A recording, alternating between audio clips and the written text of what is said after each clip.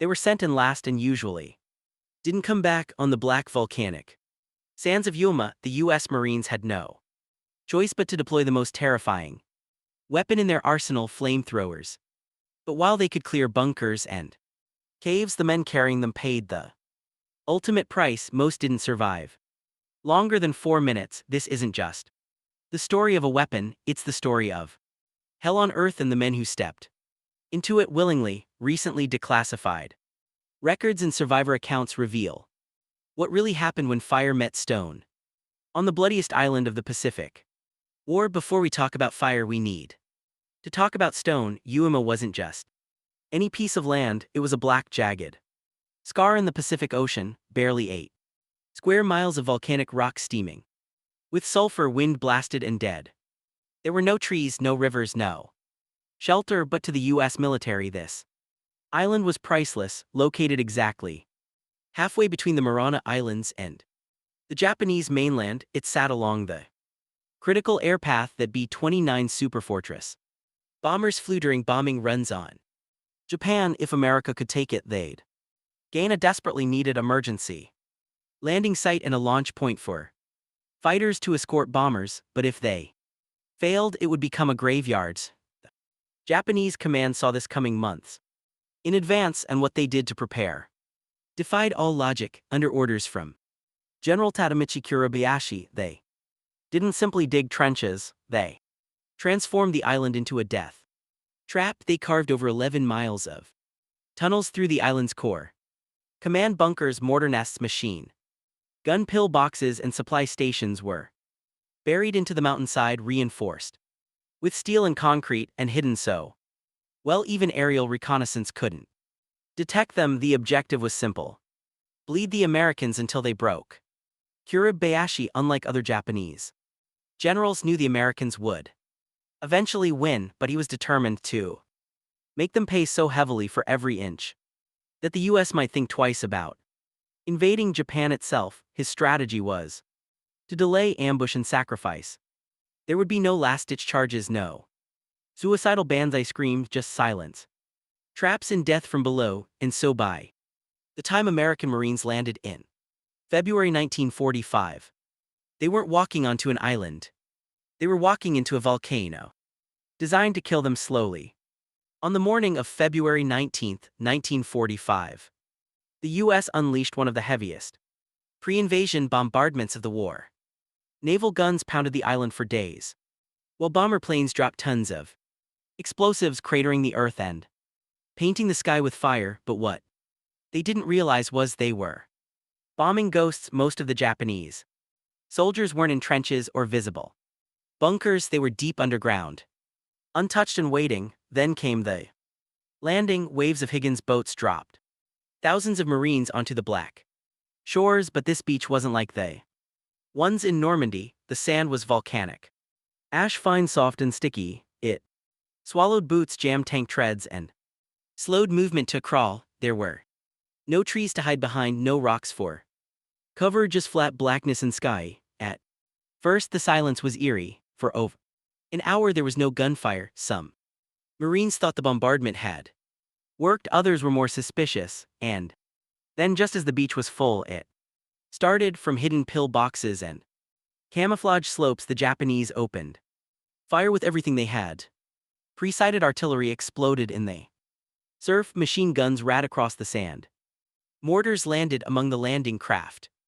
Within minutes, chaos replaced confidence. Bodies fell faster than medics could respond. Radios crackled with confusion. Vehicles burned. The first Marines who'd landed were still trying to climb up the beach slope, and now they were being joined by fresh waves, all of them sitting ducks. What the Japanese had done was ingenious and brutal. They let the enemy come in fully, get comfortable, and then cut off their escape. Kurabayashi's forces weren't aiming to hold the beach, they wanted to turn it into a killing field. And it worked. Even when Marines managed to push inland, they found themselves in a nightmarish landscape of craters, tunnels, and death that didn't follow the rules of warfare. There were no front lines. You could clear an enemy pillbox only to have them reappear from behind. That's when American commanders realized traditional weapons wouldn't win this fight. The deeper the Marines pushed into Yuma, the stranger and deadlier the fight became. There were no safe zones, no clear enemy lines. The Japanese had built a fortress inside the island itself, and the most terrifying part of that fortress were the boxes. These weren't just concrete bunkers. They were masterpieces of death. Each one was reinforced to survive direct hits from tanks and naval guns. Their entrances were hidden behind rocks, angled to avoid being hit. Their gunports were camouflaged and overlapping, meaning each pillbox could cover the next. A Marine couldn't just charge one. If he did, he'd get cut down by another he hadn't even seen. What made them worse was what lay beneath. Almost all of the pillboxes were connected by subterranean tunnels. You could destroy a bunker with grenades or explosives and move on, only for the Japanese to sneak back into it later and ambush you from behind. The Marines weren't just fighting forward, they were fighting ghosts behind them, beside them, even underneath them. Grenades, rifle fire, and satchel charges only work if someone could get close enough. But getting close meant crawling over open ground under machine gun fire, and even if you reached the pillbox, the zigzag interior often absorbed the blast, sparing the defenders inside. It was a war of inches, and it was tearing the Marines apart. Then someone brought up an old, nearly forgotten weapon, the flamethrower. It wasn't new technology. Flamethrowers had existed in World War I, but on Yuma they became the only solution. Fire didn't care about zigzag walls or oxygen levels. It didn't bounce off reinforced doors. It flooded every space, robbed men of air, and made hiding impossible. The Marines began strapping fire to their backs and sending men into hell, armed with nothing but a pistol and a flame. But what the flamethrower could do to the enemy was just the beginning. The real darkness would come when we saw what it did to the men who used it. The first American flamethrowers to hit the beaches at Irama were using the M2 flamethrower, a beast of a weapon that demanded both strength and madness to operate. Fully loaded, it weighed around 70 lb with two heavy fuel tanks and a central nitrogen propellant tank strapped across the operator's back like a bomb waiting for a spark. The tank were filled with a thickened mix of gasoline and diesel, a jelly that stuck to anything it touched and kept burning. The nozzle, held like a rifle, had a small white phosphorus igniter at the tip. When the operator pulled the trigger, it unleashed a roaring stream of flame up to 30 yards away for just 10 seconds total. 10 seconds, that was the difference between life and death. Every operator knew you had one chance, one breath of fire before your weapon ran dry, and you became the most hunted man on the battlefield. Because make no mistake, if the Japanese saw you, they would try to kill you first. Flamethrower wasn't just another weapon. It was the most feared and hated weapon on Yuma.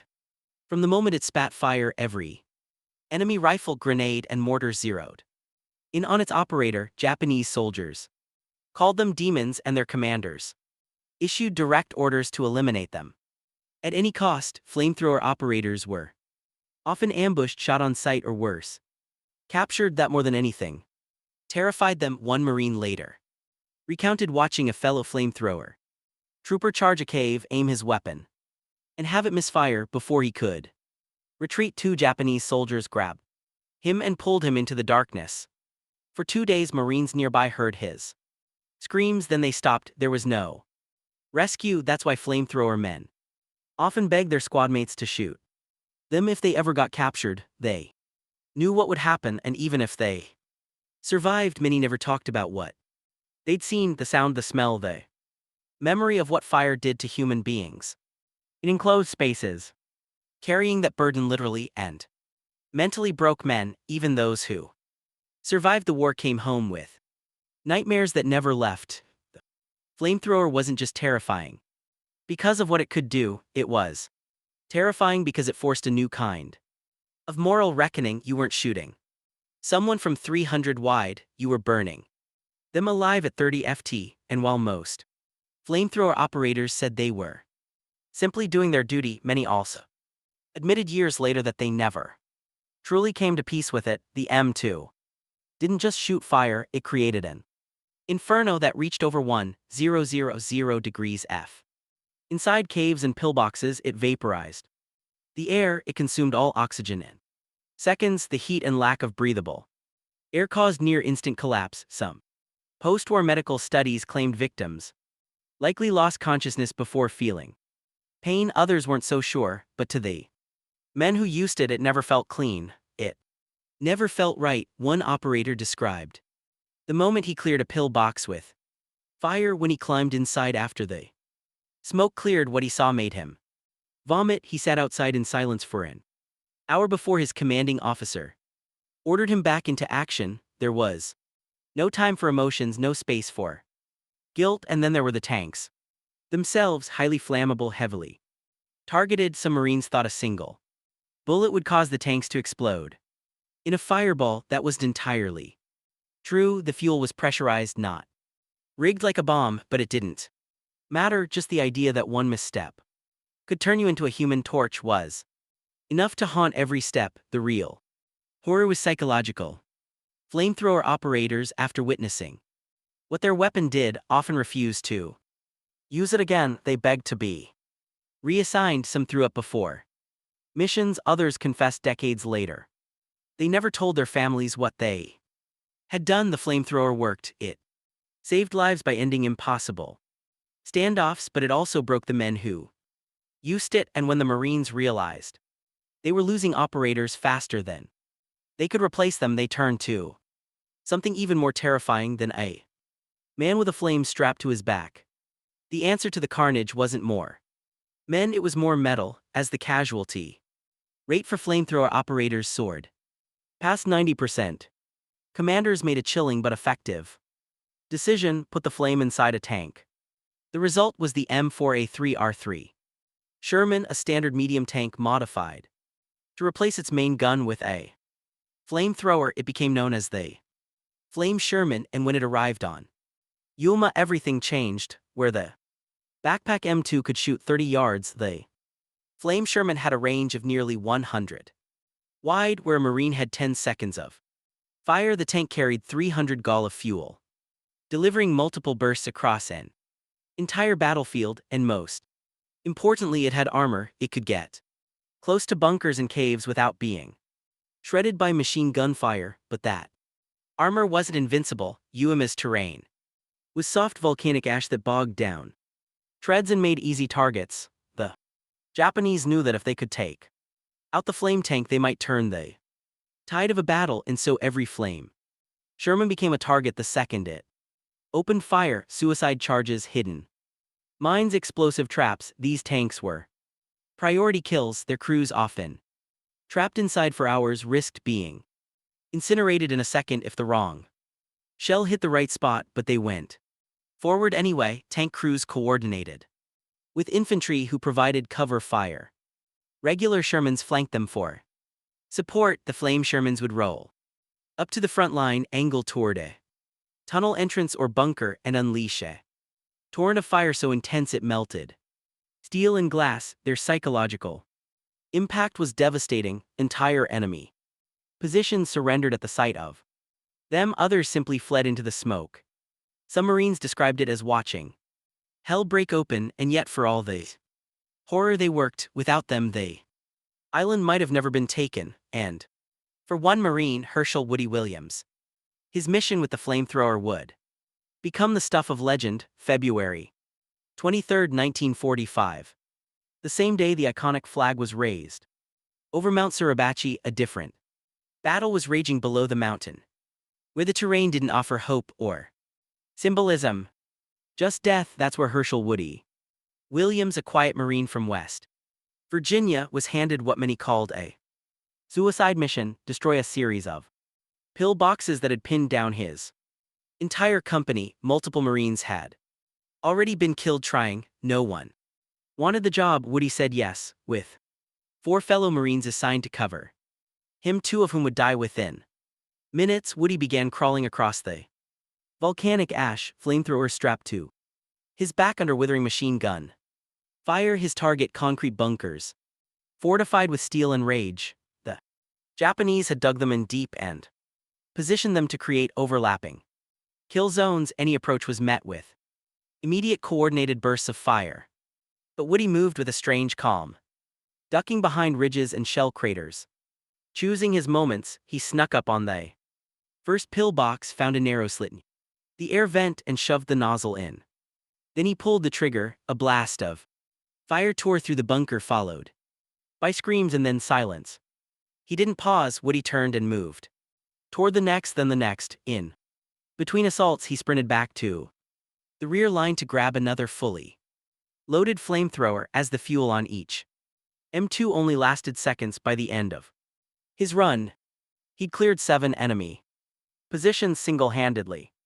One Japanese soldier charged him with a bayonet. Woody turned, fired a jet of flame, and stopped the attack in its tracks. He was relentless, focused, mechanical. Some would later say he moved like he was already dead, like nothing could touch him. When the dust settled, the Americans advanced because of him. What made Woody different wasn't his strength, it was his calmness under fire and refusal to let fear paralyze him. He didn't brag, he didn't break. And when the war ended, Woody didn't think of himself as a hero. He couldn't forget what he saw or what his weapon did, but the Marines never forgot him. Woody Williams was awarded the Medal of Honor, becoming the only flamethrower operator in World War II to receive that distinction. His story became legend. But the truth behind that medal was far more haunting than heroic. Woody Williams lived until 2022, passing away at the age of 98, but even in his final years, the memories of Iwo Jima lingered just beneath the surface. In interviews, he admitted he couldn't remember much of the actual battle.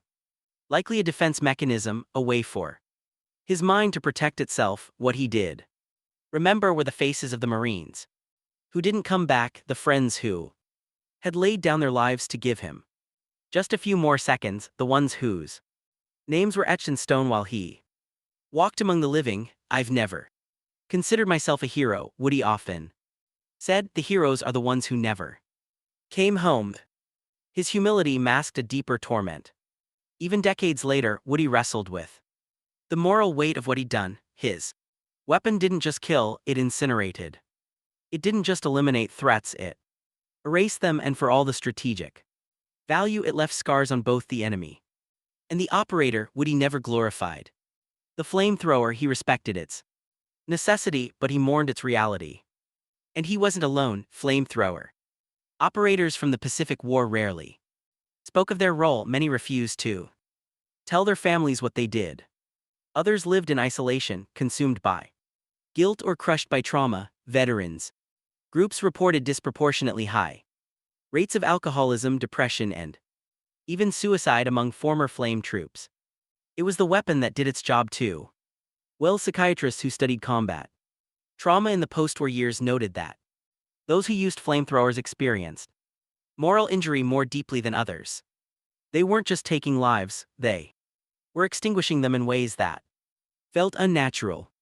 That memory of flesh and fire, of cave screams echoing through the smoke, stayed locked inside. The military retired the flamethrower in the 1970s. Officially, it was outdated. Unofficially, it was too brutal to justify anymore, but its legacy didn't fade, not for the men who carried it, not for those who faced it, and not for those who still see it in nightmares. The decades after Iwo Jima, the world began to look at flamethrowers differently, not as tools of necessity, but as symbols of the darkest edge of war. Nations quietly removed them from their arsenals. Military ethics experts debated whether their use should be considered a war crime, and international treaties began forming around their limitation. In 1980, the United Nations Convention on Certain Conventional Weapons listed incendiary weapons as subject to restriction. While flamethrowers weren't outright banned, their deployment in civilian areas or against populations became strictly regulated. Even modern militaries, including the United States, began distancing themselves from their use. It wasn't just about effectiveness anymore. It was about conscience, because at its core, the flamethrower forced a Confrontation with what warfare truly was, not glory but horror, not flags and medals but screams and fire, no. Other weapon brought soldiers as close to their enemy or demanded they erase them in such personal, intimate violence. The men of Uoma who carried these weapons didn't ask for them, they weren't monsters, they were Marines. Given the only option they had to survive a battlefield designed to kill them, they were sacrificial weapons. Human torches sent into the dark, knowing that few, if any, would return. Out of 335 flamethrower operators deployed at Uoma, only 18 came back alive. That's a 92% casualty rate. Most died before they could fire, others were caught after the flame went out. Those who returned were never the same, but they did what they had to, because in that volcanic hellscape there was no other way forward. In the end, Iwo was captured, the flag went up, the war in the Pacific moved closer to Japan, but for those who carried fire on their backs, the victory came at a cost that history rarely talks about, and maybe that's why this story matters, because some weapons leave wounds that never heal, and some men carry burdens that no metal can ever lift.